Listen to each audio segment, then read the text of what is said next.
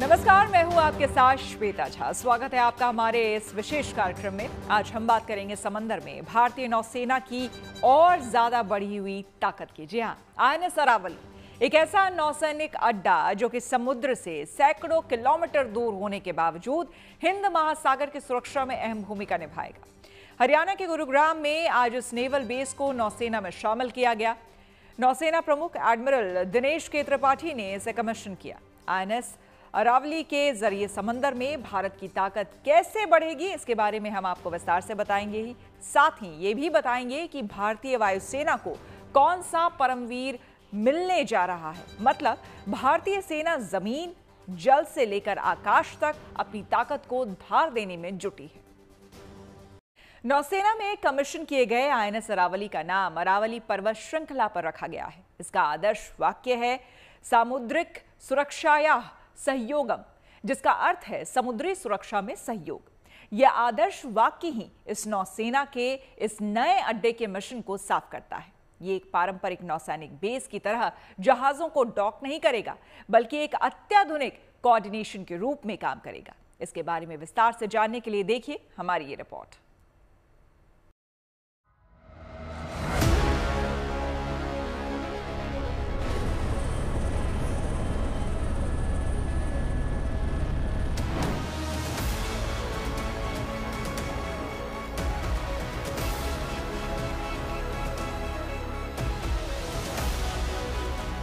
भारतीय सेना की ताकत को बूस्टर डोज देने का सिलसिला जारी है। कभी पावरफुल वॉरशिप तो कभी नेक्स्ट जनरेशन डिस्ट्रॉयर को नेवी में शामिल किया जा रहा है और अब इस कड़ी में एक नया नेवल बेस को जोड़ लिया गया है जो हिंद महासागर में पनपने वाली चुनौतियों का काउंटर करेगा। नौसेना प्रमुख दिनेश के त्रिपाठी की मौजूदगी में गुरुग्राम में आज आईएनएस अरावली को नेवी में शामिल कर लिया गया। ये नेवल बेस भारतीय नौसेना के अलग अलग इंफॉर्मेशन और कम्युनिकेशन सेंटर को सपोर्ट करेगा, जो भारत और भारतीय नौसेना की कमांड, कंट्रोल और मैरीटाइम डोमेन अवेयरनेस के लिए बेहद जरूरी है। गुरुग्राम में अरावली की पहाड़ियों के बीच हरियाणा के इस पहले नेवी बेस से हिंद महासागर में दुश्मन की हर हलचल पर अब पैनी नजर रहेगी। इस बेस से रियल टाइम मॉनिटरिंग होगी और सेकंडों में समंदर में मौजूद हर शिप की लोकेशन और मूवमेंट का डेटा नेवी कमांड सेंटर तक पहुंचेगा। आईएनएस अरावली के माध्यम से हम इस क्षेत्र में होने वाले और हमारे हिंद महासागर क्षेत्र में सभी समुद्री गतिविधियां होने वाले हम अच्छी तरह से नजर रख पाएंगे। इसके अंदर वो फैसिलिटी इनकॉर्पोरेट की गई हैं जैसे कि एडवांस डेटाबेस सिस्टम है, जिसको बिग डेटाबेस सिस्टम भी कहा गया है, और एआई का इनकॉर्पोरेशन और इंटीग्रेशन के माध्यम से हम इस सिस्टम के माध्यम से अपने फ्रेंड्स एंड फो जो एसेट्स है, नेवल एसेट्स है, उनमें डिफरेंशिएट कर पाएंगे। और हम सब जानते हैं कि इंफॉर्मेशन जो टाइमली इंफॉर्मेशन है वही वैल्यू रखती है। टाइमली इंफॉर्मेशन आपको टाइमली डिसीजन लेने में बहुत मददगार साबित होती है। अब सिलसिलेवार तरीके से पहले ये जानिए कि आखिर भारत के लिहाज से ये नेवी बेस क्यों खास है। आईएनएस अरावली की सबसे बड़ी खासियत इसका एआई आधारित सिस्टम है। इसमें लगा एआई और बिग डेटा एनालिसिस सिस्टम तुरंत पहचान लेगा कि कौन सा जहाज मित्र देश का है और कौन सा संदिग्ध है। ये तकनीक इंडियन नेवी को हमेशा अपडेटेड रखेगी। Real time monitoring INS Aravalli की वो खासियत है जिससे हिंद महासागर में होने वाली हर छोटी बड़ी गतिविधि पर नजर बनी रहेगी। ये सिस्टम दुश्मन देशों के जहाज, पनडुब्बियों और किसी भी संदिग्ध मूवमेंट को तुरंत पहचान लेगा और किसी भी खतरे का आभास होते ही जानकारी फौरन नेवी कमांडर सेंटर तक पहुंच जाएगी, जिससे रियल टाइम में दुश्मन को जवाब देना आसान होगा। इसकी खासियतों में एक लाइव फीड भी है। ये नेवी बेस दुनिया के 25 देशों के 43 मल्टीनेशनल सेंटरों से लगातार लाइव फीड हासिल करेगा। इससे न सिर्फ भारतीय नौसेना को अहम जानकारी मिलेगी, बल्कि किसी आपात स्थिति में अंतर्राष्ट्रीय मदद भी तुरंत मिल सकेगी। America, Australia, Japan, France, Britain जैसे देश इस नेटवर्क से जुड़े हुए हैं। हमने एक ऐसे एडवर्सरी को जो हमको लगातार तंग करता रहता है, अपनी इंफॉर्मेशन वारफेयर के माध्यम से, अपनी टाइमली इंफॉर्मेशन के माध्यम से और अपनी डेटाबेस प्रोसेसिंग के कारण हमने उसको हर कोने में मात दी है। यही रीजन है कि INS अरावली ने सभी हमारे मैरीटाइम जो कंट्रोल सेंटर्स है, चाहे वो इंफॉर्मेशन सेंटर हो या कमांड एंड कंट्रोल सेंटर्स हो, उन सबको इंटीग्रेट करने में मदद की है। अब जैसे ही कहीं हमको कोई इलीगल गतिविधि अपने हिंद महासागर के अंदर डिटेक्ट होती है, वो पल भर में पलक झपकते ही सभी इंफॉर्मेशन सेंटर्स को, सभी कमांड एंड कंट्रोल सेंटर को दे दी जाएगी और सभी कमांड एंड कंट्रोल सेंटर जिसके तहत वो आती है, वो इंफॉर्मेशन को प्रोसेस के विद इन सेकेंड्स AI और बिग डेटा सेंटर की मदद से उसको क्षण भर में मदद लेने में बहुत मदद मिलेगी। गैर कानूनी गतिविधियों पर पैनी नजर INS अरावली की विशेषता है। हिंद महासागर में होने वाली सभी गैर कानूनी गतिविधियों को रोकने में इसकी बड़ी भूमिका होगी। इससे समुद्री डकैती, आतंकवाद, मानव तस्करी, ड्रग्स की तस्करी और IUU फिशिंग यानी अवैध मछली पकड़ने जैसी हरकतों पर विशेष निगरानी रखी जाएगी। इससे समुद्री व्यापार मार्ग सुरक्षित रखने के साथ ही क्षेत्रीय स्थिरता को बनाए रखना सुनिश्चित होगा। इस नेवल बेस की मदद से हिंद महासागर में रणनीतिक पकड़ और मजबूत होगी। हिंद महासागर दुनिया के लिए बेहद अहम व्यापार मार्ग है, जहां से दुनिया का करीब 80% तेल और 75% समुद्री व्यापार गुजरता है। ये बेस न सिर्फ भारत की समुद्री सुरक्षा को मजबूत करेगा, बल्कि रणनीतिक बढ़त भी दिलाएगा। हिंद महासागर की गतिविधियां बहुत ही क्रिटिकल रूप ले चुकी हैं। वैसे तो पूरे दुनिया के अंदर आकाश, जमीन या समुद्र सभी जगह हलचल है। कोई भी देश ऐसा अछूता नहीं है कि जो आज नेवी पर डिपेंडेंसी ना रखता हो या समुद्री रास्ते से अपना व्यापार या अपनी शक्ति पर उस पर निर्भर ना हो। हिंद महासागर के अंदर हम सब जानते हैं कि दुनिया का कम से कम 80 से 85% व्यापार समुद्री रास्ते के द्वारा जो होता है, उसका 80 से 85% व्यापार हिंद महासागर के बाद होता है। इसके अलावा जो पेट्रोलियम प्रोडक्ट्स हैं, जो तेल का व्यापार है, वो भी तकरीबन 70 से 75% हिंद महासागर के रास्ते जाता है। इन समुद्री व्यापारिक मार्गों पर आधिपत्य करने का जो एक होड़ लगी हुई है, उसमें चाइना सबसे फॉरमोस्ट है। हिंद महासागर व्यापार और रणनीतिक दोनों दृष्टियों से बेहद अहम है। यही वजह है कि यहाँ चीन लगातार अपना दबदबा बढ़ाने की कोशिशों में जुटा रहता है। हिंद महासागर में चीन की बढ़ती सैन्य और आर्थिक मौजूदगी भारत के साथ ही दूसरे देशों के लिए भी चिंता की बड़ी वजह है। चीन और पाकिस्तान के बीच बढ़ता नौसैनिक गठजोड़ भी भारत की सुरक्षा के लिए एक बड़ा खतरा है, जिससे निपटने के लिए भारतीय नौसेना भी समंदर में अपनी मजबूती को धार दे रही है। INS अरावली उसका एक मजबूत हिस्सा है। इस बेस के जरिए हिंद महासागर में भारत की पकड़ और मजबूत होगी। मौजूदा वक्त में युद्ध का स्वरूप बदल रहा है और युद्ध में विजय उसी की होती है जिसके पास सूचना और उसका संचार हो, और इसीलिए भारतीय नौसेना ने गुरुग्राम में अपने एक नए नेवल बेस की कमिश्निंग की है। INS अरावली एक ऐसा नेवल बेस है जो है तो NCR में, लेकिन पूरे मैरीटाइम डोमेन की निगरानी कर सकता है। नौसेना प्रमुख एडमिरल दिनेश त्रिपाठी ने इस कमिश्निंग के दौरान बताया कि किस तरह से INS अरावली को किसी भी तरह के कम्युनिकेशन और सपोर्ट सिस्टम के लिए तैयार किया गया है। यहाँ अत्याधुनिक संयंत्र लगाए गए हैं और जो न सिर्फ युद्ध जैसे हालात में बल्कि सामान्य गतिविधियों को भी पूरी तरह से देख सकता है और पूरे देश के अलग अलग नेवल बेसिस से आने वाली इंफॉर्मेशन को लाइव देखा जा सकता है।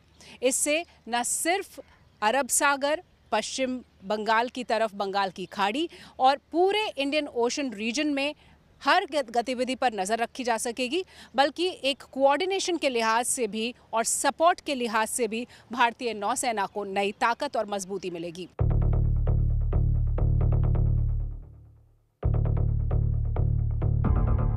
विशाल समंदर की तरह हर इलाके पर नजर रखना भी एक बड़ी चुनौती होती है।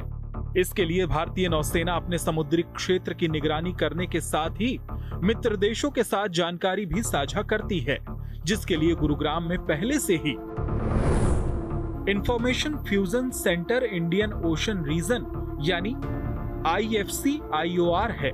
इसका उद्देश्य हिंद महासागर क्षेत्र में मैरीटाइम डोमेन अवेयरनेस को बढ़ाना और समुद्री सुरक्षा सुनिश्चित करना है। इस सेंटर के information management and analysis centre यानी IMAC के मॉनिटरिंग रूम में हिंद महासागर क्षेत्र में मूव करने वाले हर शिप को मॉनिटर किया जा सकता है। हिंद महासागर का कितना ज्यादा महत्व है वो इसी से समझा जा सकता है कि इसमें अगर किसी तरह की बाधा होती है तो यूरोप से लेकर मिडिल ईस्ट, अफ्रीका और एशिया का व्यापार तक ठप पड़ सकता है। ये भारत की अर्थव्यवस्था के साथ ही सुरक्षा के लिहाज से बेहद अहम है। यही वजह है कि भारतीय नौसेना भी इसमें अपनी पकड़ को लगातार मजबूत कर रही है। दिल्ली से शिवानी शर्मा के साथ bureau report, good news today. समुद्र में इतनी दूरी पर स्थित नौसेना का अरावली बेस देश की समुद्री और तटीय सुरक्षा में कैसे योगदान देगा, ये अहम सवाल है, जिसका जवाब है कि आधुनिक तकनीक, सूचना युद्ध क्षमता और आर्टिफिशियल इंटेलिजेंस से लैस एकीकृत सूचना नेटवर्क, जो कि देश भर के समुद्री क्षेत्रों पर रियल टाइम नजर रखने में सक्षम है। इसमें information fusion centre, Indian ocean region और information management and analytical centre की क्या भूमिका है, उसके बारे में भी अब जान लेते हैं।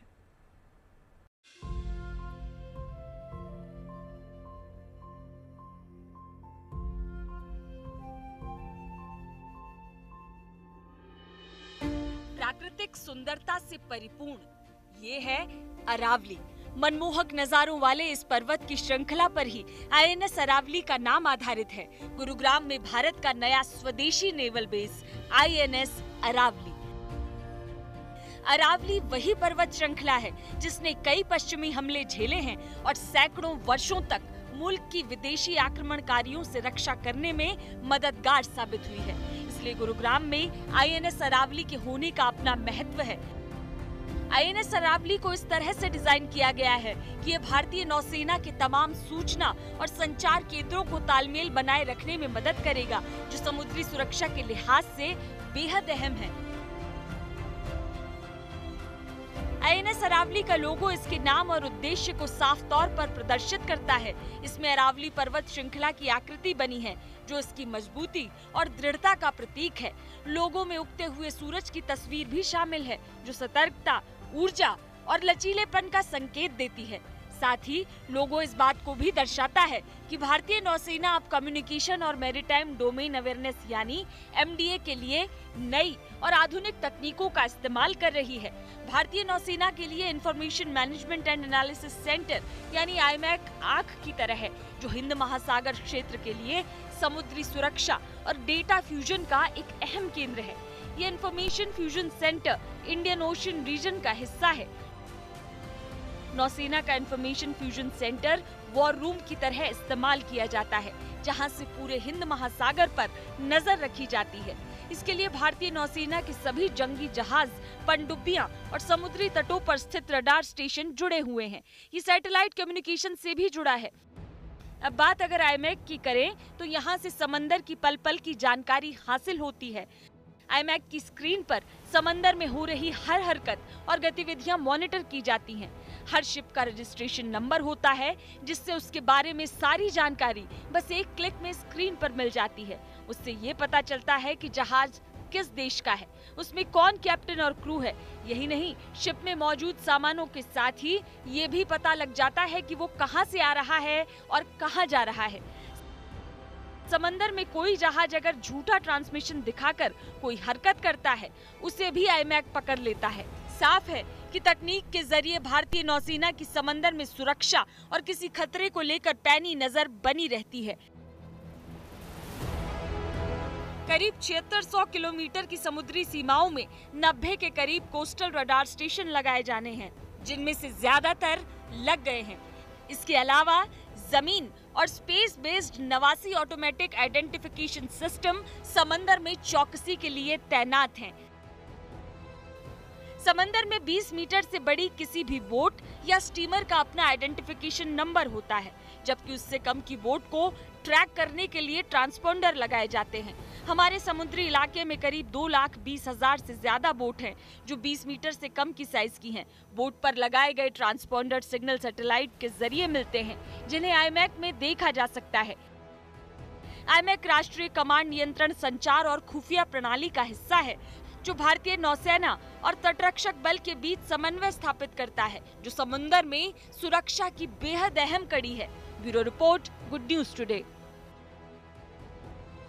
बात भारतीय वायुसेना की, जिसके लिए एक बहुत बड़ी गुड न्यूज आई है। वायुसेना की ताकत को बढ़ाने के लिए एक नया योद्धा मिलने वाला है। जल्द ही तेजस मार्क 1A भारतीय वायुसेना की ताकत बनने जा रहा है। खबर है कि HAL जल्द तेजस मार्क 1A के पहले 2 फाइटर जेट वायुसेना को सौंपेगा।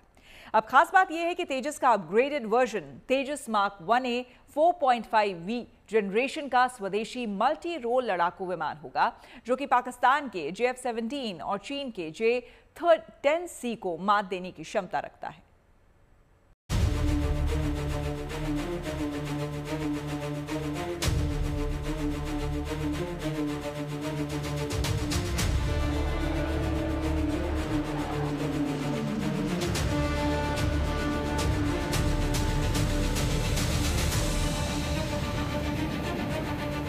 आने वाला है इंडियन एयरफोर्स का नया लड़ाका। एक ऐसा योद्धा जिसके सामने आसमान भी नतमस्तक हो जाएगा। एक ऐसा वायुवीर जो दुश्मन के घर में घुसकर मारेगा। ये नया योद्धा है तेजस मार्क 1A।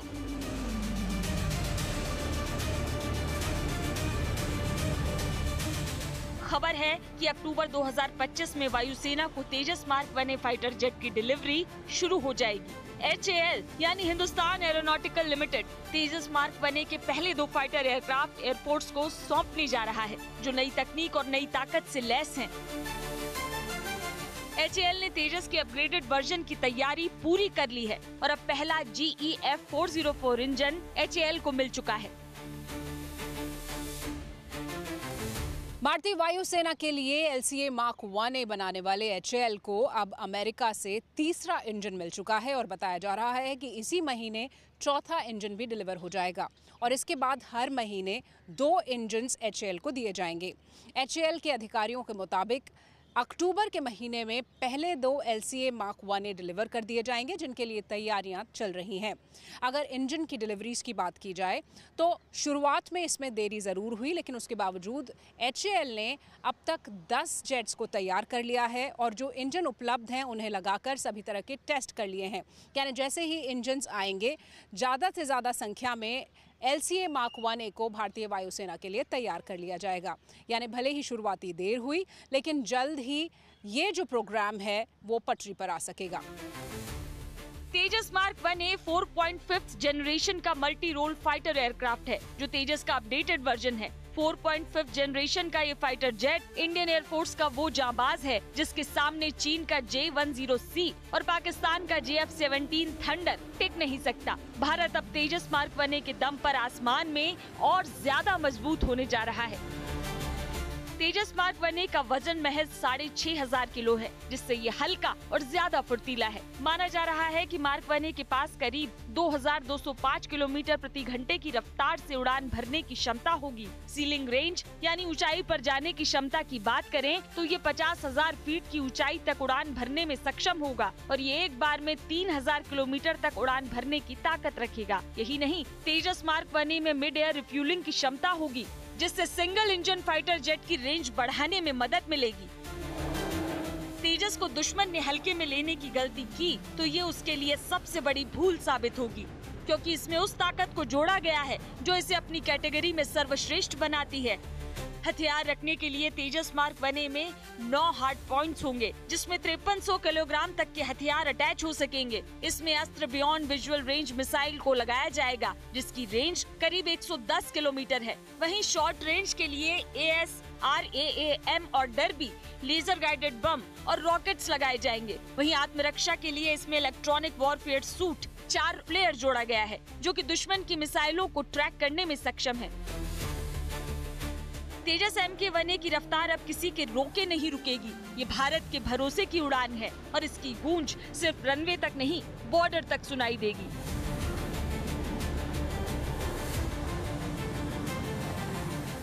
तेजस मार्क 1A में ELM-2052 AESA रडार लगाया गया है, जो 200 किलोमीटर तक टारगेट को डिटेक्ट करने की क्षमता रखता है। इसमें RWR यानी upgraded radar warning receiver system लगाया गया है, जिससे एयरक्राफ्ट खतरों को ये जल्दी डिटेक्ट कर पाएगा।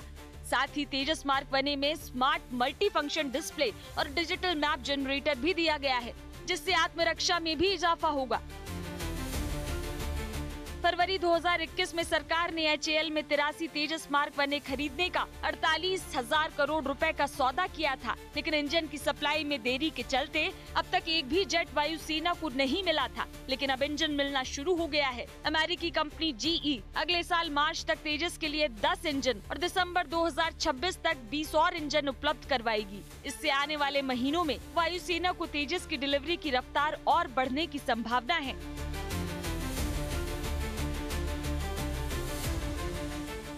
तेजस मार्क 1A की पहली तैनाती बीकानेर एयरबेस पर होगी। यहाँ कोबरा स्क्वाड्रन को दोबारा सक्रिय किया जाएगा। ये स्क्वाड्रन अब तक MiG-21 बाइसन से संचालित होती रही है। तेजस मिलने के बाद ये स्क्वाड्रन भारतीय वायुसेना की नई आधुनिक ताकत का प्रतीक बनेगी।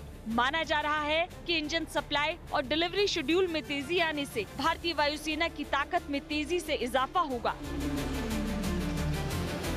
दिल्ली से शिवानी शर्मा के साथ bureau report, good news today.